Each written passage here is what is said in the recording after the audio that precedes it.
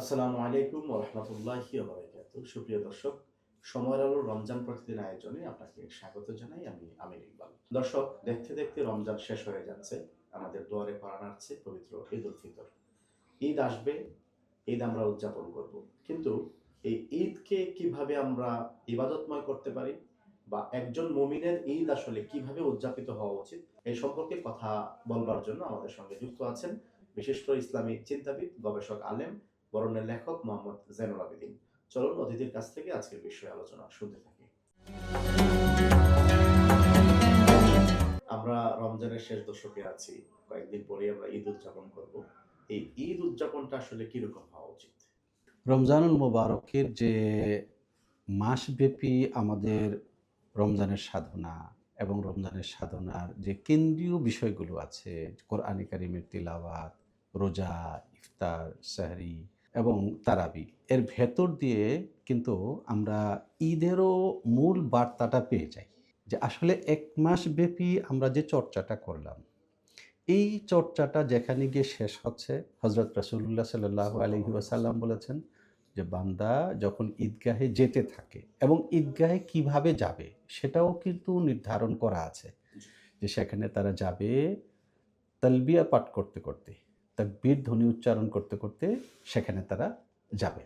তো কিভাবে যাবে? জিকিরের ভেতর দিয়ে যাবে এবং সেখানে যাওয়ার পরে কি করবে? সেখানে যাওয়ার পরে ২ রাকাত নামাজ পড়বে। ২ রাকাত নামাজ পড়ার পরে কি করবে? তারপর ইমাম সাহেব খুতবা দিবেন, সেই খুতবা শুনবে। সেই খুতবা শোনার পরে আবার জিক্র ও তালবিয়ার ভেতর দিয়ে তারা ঘরে ফিরে আসবে।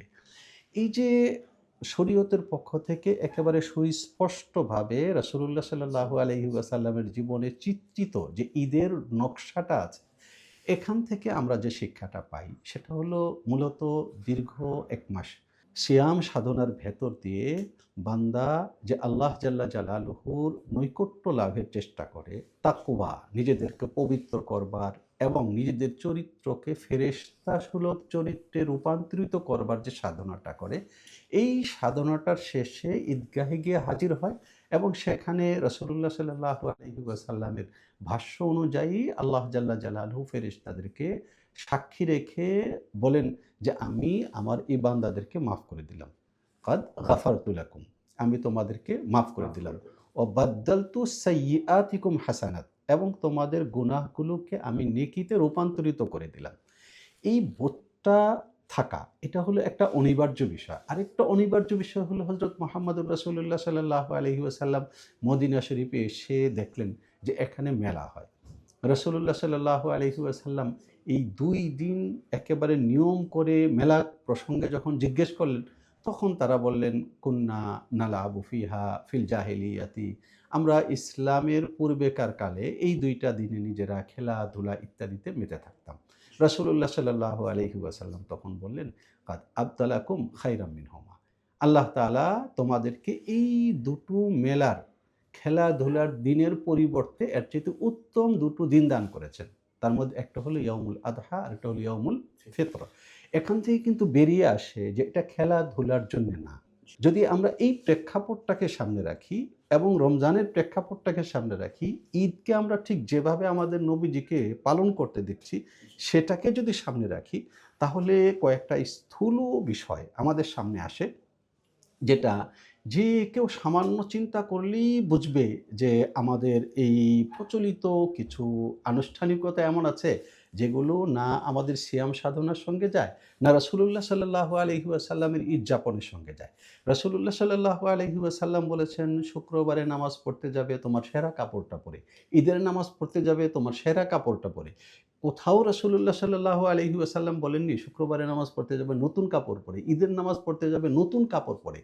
এই যে ঈদের জন্যে একটা বিশাল কেনাকাটা, ফলে পুরো রমজান মাসকে যে আমরা মার্কেটিংয়ের মাসে রূপান্তরিত করছি এবং তার শেষ লড়াইটা যে আমরা ঈদের রাত্রে গিয়ে আমরা করছি, এটা মূলত আমাদেরকে যে পবিত্র করে তোলবার জন্যে, দুনিয়া থেকে আমাদেরকে কিছু সময়ের জন্য হলেও বের করে এনে আল্লাহমুখী করবার জন্যে, এবং আরও সুন্দর করে বললে যে রমজানের শেষ দশকে এসে আমাদেরকে মসজিদের মধ্যে প্রবেশ করতে এবং স্থায়ী হতে বলা হয়েছে। তার কারণ তারপরই কিন্তু আসছে হজ। এর অর্থ হলো ঠিক দুনিয়ার মানে উদাহরণ দিলে এই রকমের, ঠিক যেভাবে আমরা সৌদি আরবে যাওয়ার জন্য আমাদের ঢাকার বিমানবন্দরে এসে অবস্থান করি, ঠিক রমজানের শেষ দশকে আমরা মসজিদে এসে এতেকাফ করব যেন এখান থেকে আমরা বাইতুল্লাহ যাই। অর্থাৎ আমাদেরকে প্রস্তুত করা হবে আমাদের আমলি এবং আল্লাহ জাল্লা জালালুহুর কাছে যাওয়ার যে উচ্চতায় ওঠার জন্য, সেটার জন্য আমাদেরকে প্রস্তুত করা হবে। কিন্তু আমরা যেভাবে দুনিয়ার ভেতরে হারিয়ে যাই, এটা সম্ভবত আমরা রোজার শিক্ষাটাকে উপলব্ধি না করা এবং রাসূলুল্লাহ সাল্লাল্লাহু আলাইহি ওয়াসাল্লামকে নমুনা হিসাবে না দেখবার কারণে এটা হয়েছে। ফলে একটা বড় রকমের ঝুঁকি তৈরি হয়েছে এটা, যে এই প্রতিযোগিতায় খুব স্বাভাবিকভাবেই দেখা যায় যে এক শ্রেণীর মানুষ বৃত্তের জন্য পাগল হচ্ছে, আর যাদের কাছে যে পরিমাণে বৃত্ত আছে সে এটাকে এমন মানে উলঙ্গভাবে ব্যবহার করছে, সমাজের একটা বিরাট অংশ স্তব্ধ হয়ে থাকছে। এমনকি শরীয়তের দৃষ্টিতে যাদের উপর যাকাত ফরজ হয়ে গেছে, তারা পর্যন্ত এসে প্রতিযোগিতায় হেরে গিয়ে নিজেদেরকে অসহায় মনে করছে।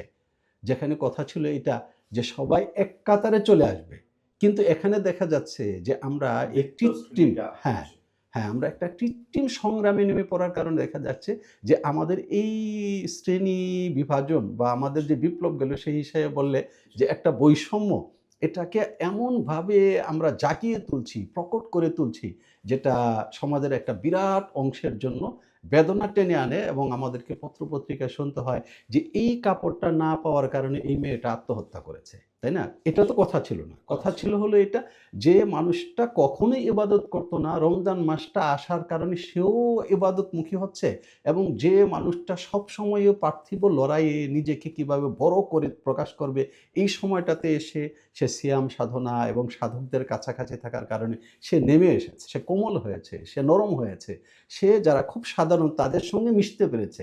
কথা ছিল এটা।